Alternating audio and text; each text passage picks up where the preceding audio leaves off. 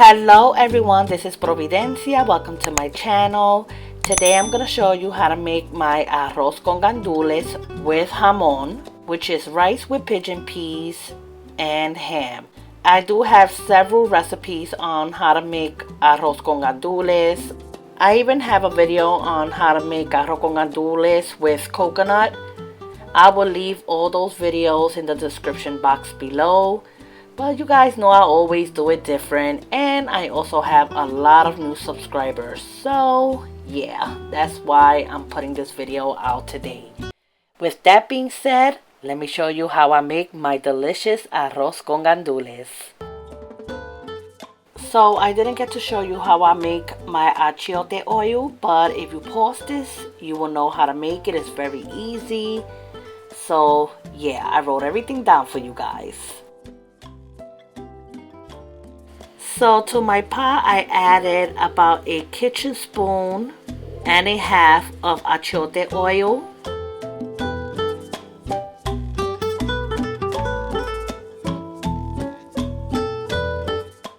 When I'm talking about kitchen spoon, I'm talking about that metal one that you see right there.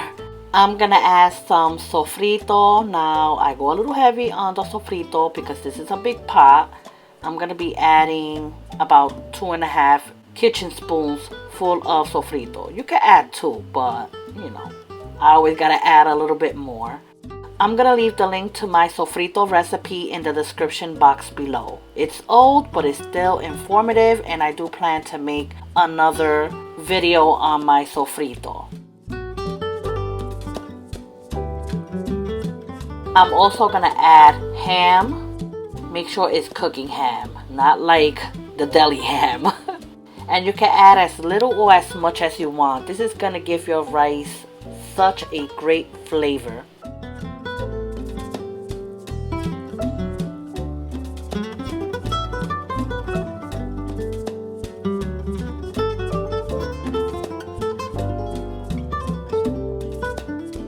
I'm gonna add some olives. This is optional. Not a lot of people like olives. I love olives. So add as little or as much as you want and make sure it's pitted. I'm also going to add fresh garlic, a tablespoon. If you want to use garlic powder, you could use garlic powder, but I think fresh is best for this recipe, so definitely use that.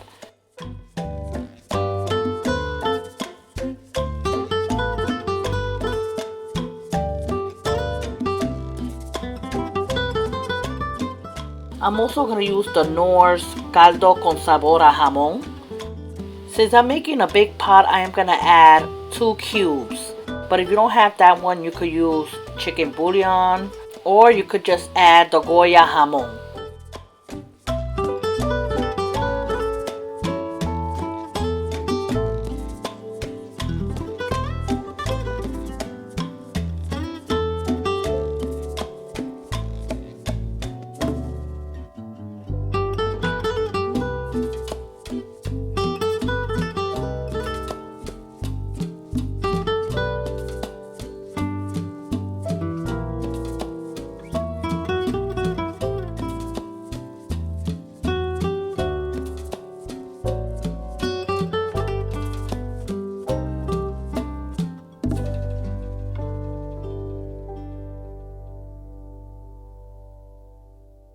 I'm adding 2 packets of sazon, and you better believe that I'm having a presidente while I'm making this recipe. I'm gonna add some oregano. Add as little as much as you want. You guys know I love oregano, so I'm gonna add a lot. I'm gonna add some black pepper. Add as little as much as you want.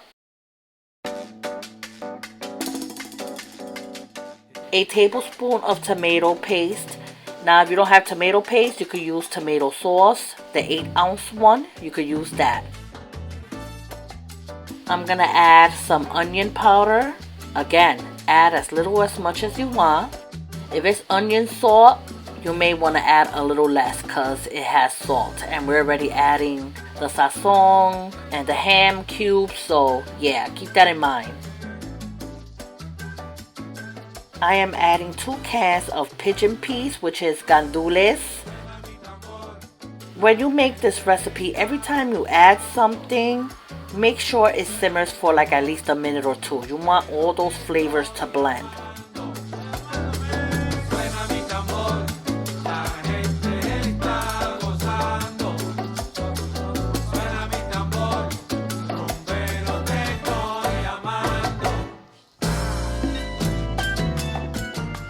I'm gonna taste it here, and I felt it needed a little bit more salt, so I added salt.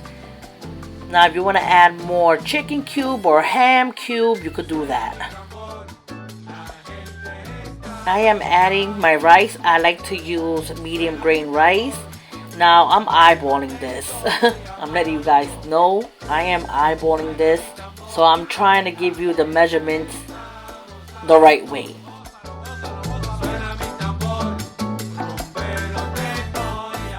I'm gonna start adding my water. You wanna add enough water that's gonna be a little above your rice, at least about an inch. That's the only way I could explain it to you guys. Make sure it's the level of the rice and the water, at least an inch, if I'm making any sense. You don't wanna add a little bit of water where your rice is gonna end up being hard, or you don't wanna add too much water, because then your rice will be, how we say, mogayao, which is like sticky rice. That's not what you want. Just make sure that when you add water, it's above the rice, but make sure it's about an inch from the rice and the water. Next, I'm gonna add a handful of culantro. You could use cilantro if you don't have culantro. And I'm also gonna add some pimientos. You can add as little or as much as you want. You could buy the canned one or the jar one. It's all good. You wanna make sure this is on high, and you're gonna wait for your rice to dry up. When your rice dries up, you're gonna wanna form it into like a mountain. Make sure you put the rice like in the center. And this is to prevent all the sticky rice, or how we say pegao, Dominicans say con, on the side of your rice. You're going to have that anyway in the bottom of your pot, but at least you won't have sticky rice on the sides of your pot.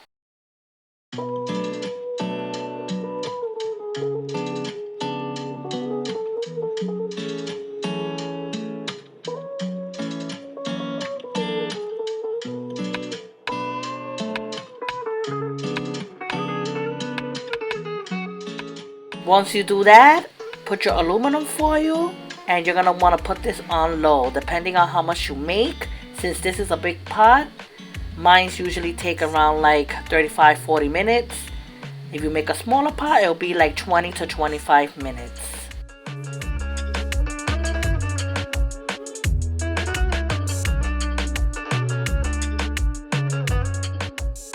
So my rice is done. Ooh, I love arroz con gandules.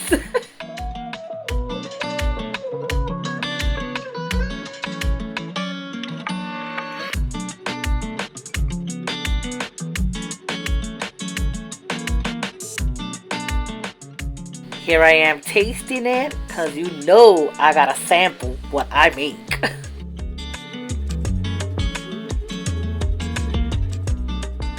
And once it's done, you put it in an aluminum tray, and voila, you can serve it to your guests, your family, and all that good stuff.